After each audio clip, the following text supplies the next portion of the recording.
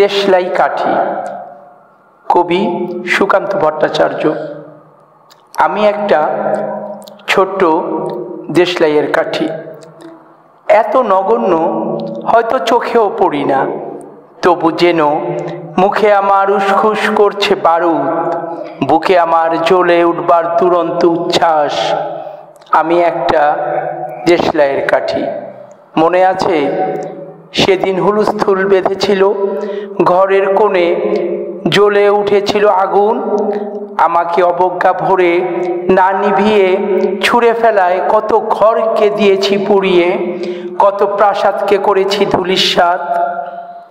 আমি একাই ছোট্ট একটা দেশলাই কাঠি।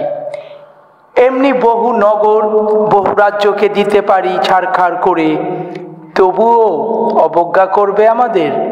মনে নেই এই সেদিন আমরা সবাই জ্বলে উঠেছিলাম একই বাক্সে, চমকে উঠেছিলে, আমরা শুনেছিলাম তোমাদের বিবর্ণ মুখের আর্তনাদ। আমাদের কি অসীম শক্তি তা তো অনুভব করেছ বারংবার, তবু কেন বোঝো না আমরা বন্দি থাকবো না। তোমাদের পকেটে পকেটে আমরা বেরিয়ে পড়ব, আমরা ছড়িয়ে পড়ব শহরে গঞ্জে গ্রামে, দিগন্ত থেকে দিগন্তে।